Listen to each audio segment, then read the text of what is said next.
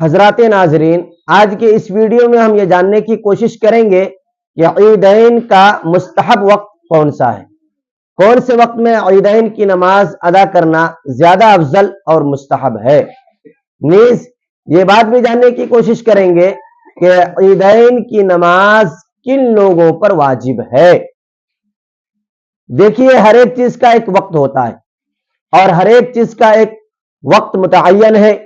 انسان کے دنیا میں آنے کا بھی وقت متعین ہے، دنیا سے جانے کا بھی وقت متعین ہے، رمضان المبارک کے روزے ہیں اس کا بھی ایک وقت متعین ہے، حج کے ایام ہے اس کا بھی ایک وقت متعین ہے، اور قرآن کے اندر اللہ تبارک و تعالی نے خود ارشاد فرمایا لِكُلِّ أَجَلٍ کتاب، کہ ہر ایک چیز کا ایک وقت مقرر ہے، متعین ہے۔ تو ایسے ہی عیدین کی نماز کا وقت بھی متعین ہے۔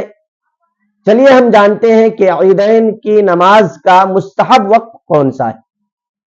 تو حضرات فقہاء کرام نے لکھا ہے کہ عیدین کی نماز کا مستحب وقت، افضل وقت اشراق کا وقت ہے۔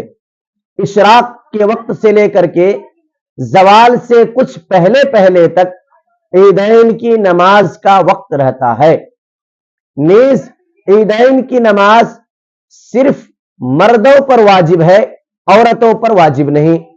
عورتیں عیدین کی نماز نہ عیدگاہ میں جا کر کے پڑھیں گی، نہ گھروں کے اندر پڑھیں گی۔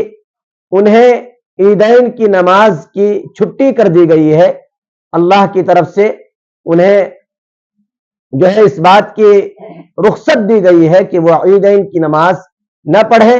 باقی عیدین کے جو اصول ہیں، ضوابط ہے، جیسے غسل کرنا، نئے کپڑے پہننا، زیب و زینت کرنا، اپنے آپ کو سنوارنا، یہ تمام چیزیں مستورات مائیں اور بہنیں بھی کر سکتی ہیں۔